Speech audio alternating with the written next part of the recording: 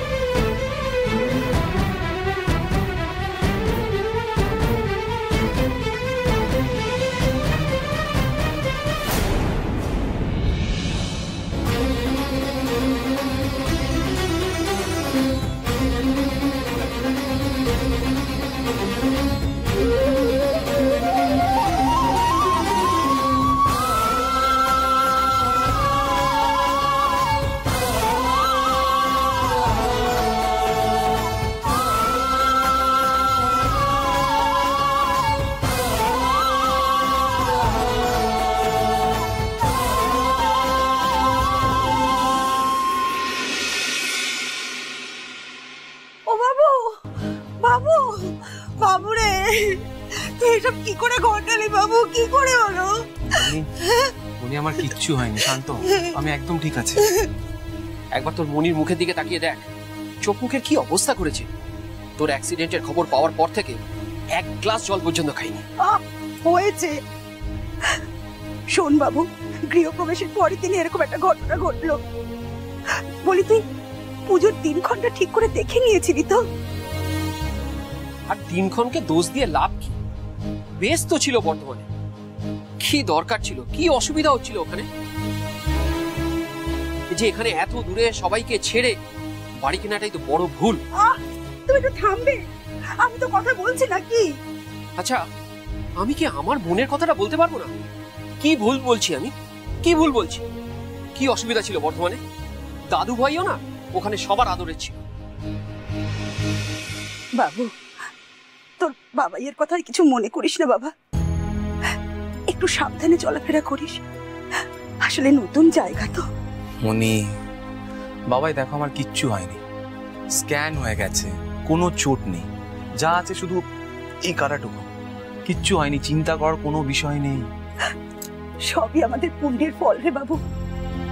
সামনের সপ্তাহে মায়ের মন্দিরে গিয়ে বড় করে ভোগ নিবেদন করব, পুজোর ব্যবস্থা করতে হবে তো। দেখো মনি, তোমরা খুব ভালো করে জানো আমি এসব কিচ্ছু মানি না। কেন শুধু শুধু তোমরা পুজো করতে যাবে? কি বলছিস বাবু? আমরা বাড়িতে মায়ের নিত্য পুজো করি, আর তোর বাড়িতে মা প্রতিষ্ঠিত আছেন। যেই মা তোকে এত বড় বিপদ থেকে রক্ষা করলেন, আর তুই তার পুজো ঠিক করবি না? আচ্ছা আচ্ছা আচ্ছা, সে না হবে। তা হ্যাঁ রে, বৌমা কোথায়? যার জন্য এত বড় বিপদ থেকে রক্ষা পেয়েছি, ইমন তাকেই রাখতে গেছে। কার জন্য? কে সে? কোনো ঠাকুর দেবতা না, একজন মানুষ। উনি চলন্ত গাড়ির সামনের থেকে আমাকে সরিয়ে না নিলে আমি হয়তো আজকে বাঁচতাম না। ইয়ে বাবু, দাদু ভাই কোথায়? এই তো আমি ঠাম্মি। তোমরা কেউ আর আমার সাথে গল্প করছো না?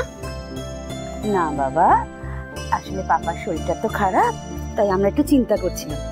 এখন আমরা তোমার সাথেই গল্প করব।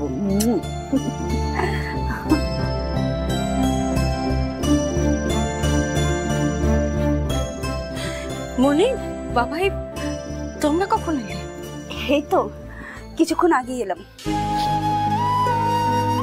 ঠাম্মি শোনো না, বাবার মাথা থেকে রেড রেড ব্লাড বেরোচ্ছিল। বাবাকে কত ইনজেকশন দিল।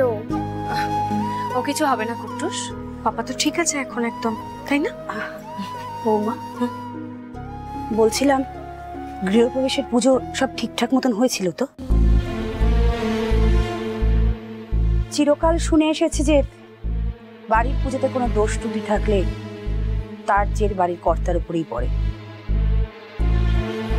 কিন্তু মনি, পুজো তো বেশ ভালোভাবেই হয়েছিল, মানে পুরোহিত মশাই তাই বলেছিলেন। আর তাছাড়া বাকি যারা এসেছিলেন সবাই তো বেশ খুশি ছিলেন। বাইরের লোকের আর খুশি, দেখো কে কিরকম নজর দিয়েছে, তাই জন্যই হয়তো এত বড় বিপদটা হলো। উফ মনি, আমার কথা শোনো, এইসব কিচ্ছু হয় না।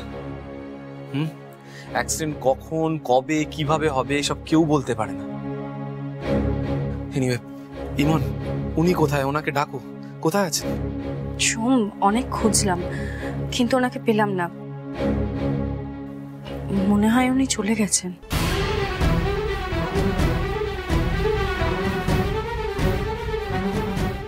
চলে গেল? আমি কি ওনাকে থ্যাংক ইউ বলতে পারবো না? না না না, ওনাকে ওনাকে খুঁজতেই হবে। সোম, তুমি একদম চিন্তা করো না। এক্ষুনি আমি এখান থেকে বেরিয়ে গিয়ে ওনার সাথে দেখা করে তারপর বাড়ি ফিরবো। যাক, ফাইনালি তুমি আমাকে বুঝলে। Thank you.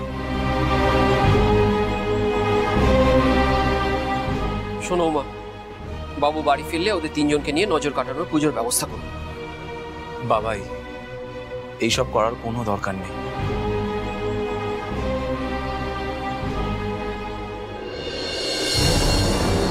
ভালো মা, তুমি এসে গেছো? তুমি এসে গেছো?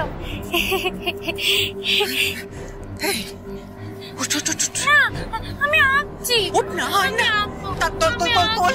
তোর বলছি কি হয়েছে? তাড়াতাড়ি বস। ভালো মা, কি হয়েছে? ভালো মা, ও ভালো মা, তুমি দরজাটা বন্ধ করে দিচ্ছ কেন? ভালো মা, কি হয়েছে? ভালো মা, কি হয়েছে? ভালো মা, রাই কিছু হয়নি। তুই একটা কাজ কর, তোমা তুই চটপট তৈরি হয়ে তাড়াতাড়ি। ও ভালো মা, ভালো মা, তুমি কোথায় গেছিলে? ভালো মা, আমি তোমার জন্য বসেই আছি আর তুমি আসছোই না। কোথায় গেছিলে তুমি? ভালো মা, আমি এই তো এসে গেছি, এখন এসে গেছি। আমাদের একটু বেরোতে হবে মা, তুই তাড়াতাড়ি তৈরি হয়ে নে, তো তাড়াতাড়ি জামা কাপড় পরে নে। না, আমি কোথাও যাব না। তোমার সাথে আমার আরি। আচ্ছা, আমার এই মিষ্টি মেয়েটা যদি আমার সঙ্গে আড়ি করে দেয় তাহলে ভালো মা কষ্ট পাবে না? তাহলে তুমি আমাকে ছেড়ে চলে গেলে কেন? আরে বাবা, এই তো চলে এসছি, বলছি তো আমাদের বেরোতে হবে। আমরা দুজনে মিলে একটু বেরোবো তাড়াতাড়ি। তুমি তাড়াতাড়ি করে জামা কাপড়টা পরে নাও। কোথায় যাবো আমরা?